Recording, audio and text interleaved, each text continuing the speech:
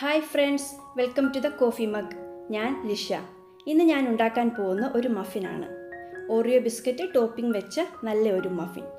വീഡിയോയിലേക്ക് പോകുന്നതിന് മുൻപ് നിങ്ങൾ എൻ്റെ ചാനൽ സബ്സ്ക്രൈബ് ചെയ്തിട്ടില്ലെങ്കിൽ സബ്സ്ക്രൈബ് ചെയ്യാൻ മറക്കല്ലേ.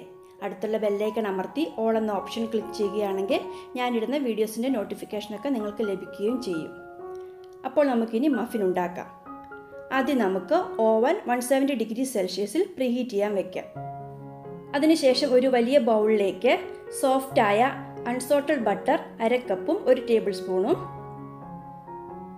1/3 കപ്പ് പഞ്ചസാരയും ചേർത്ത് ഒരു സ്പാറ്റുല വെച്ച് നന്നായി ഒന്ന് മിക്സ് ചെയ്തെടുക്കാം.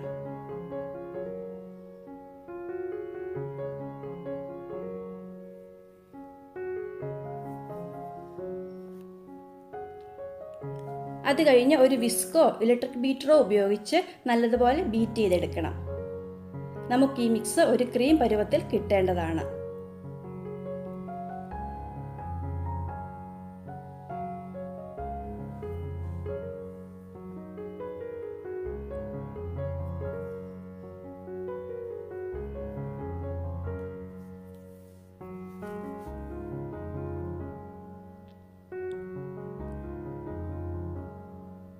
ഇനി മറ്റൊരു ചെറിയ ബൗളിലേക്ക് ഒരു മുട്ട പൊട്ടിച്ചൊഴിച്ച് നന്നായി ബീറ്റ് ചെയ്തെടുക്കാം.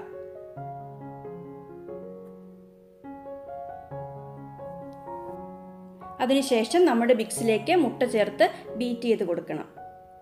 ഇത് 2 പ്രാവശ്യമായിട്ട് ചേർത്ത് കൊടുക്കേണ്ടതാണ്.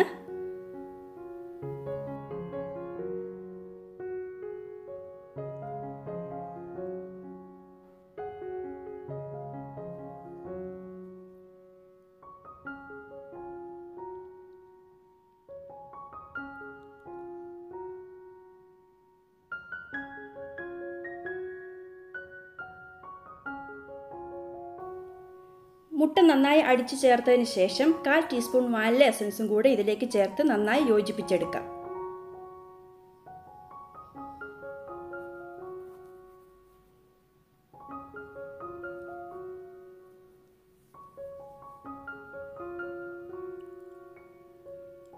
അടുത്തതായി ഇതിലേക്ക് ചേർത്ത് കൊടുക്കേണ്ടത് ഡ്രൈ ഇൻഗ്രീഡിയൻസ് ആണ്.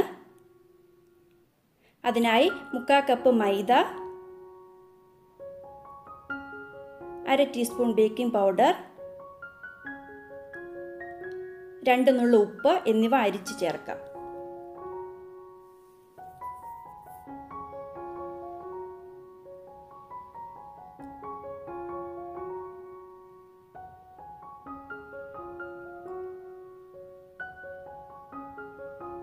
നമുക്കിത് സ്പാറ്റുല വെച്ച് നന്നായി മിക്സ് ചെയ്തെടുക്കാം.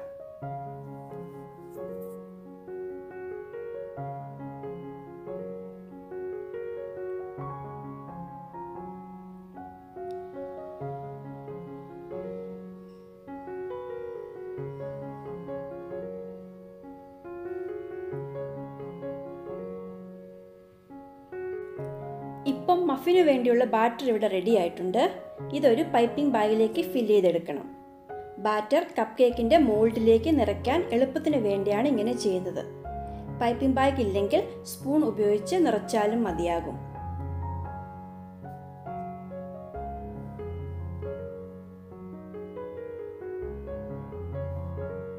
നമുക്ക് ബാറ്റർ മോൾഡിലേക്ക് മാറ്റാം.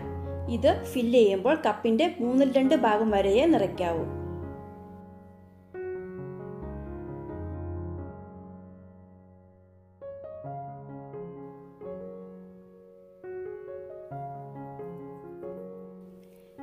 ഇതിൻ്റെ മുകളിലേക്ക് കുറച്ച് ഓറിയോ ബിസ്ക്കറ്റ് പീസുകൾ കൂടി വച്ചു കൊടുക്കാം.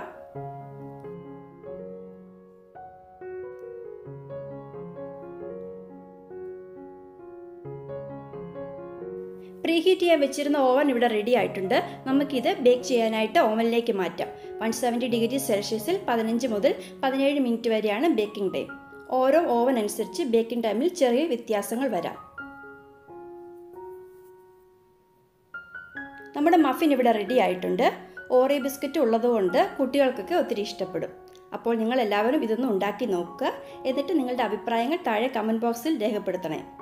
അതുപോലെ തന്നെ ഈ വീഡിയോ കണ്ടിട്ട് നിങ്ങൾക്ക് ഇഷ്ടപ്പെട്ടെങ്കിൽ ലൈക്ക് ചെയ്യുകയും ഫ്രണ്ട്സിനൊക്കെ ഷെയർ ചെയ്ത് എന്നെ സപ്പോർട്ട് ചെയ്യാനും മറക്കല്ലേ. അപ്പോൾ നമുക്കിനി മറ്റൊരു റെസിപ്പിയുമായി വീണ്ടും കാണാം. Thank you.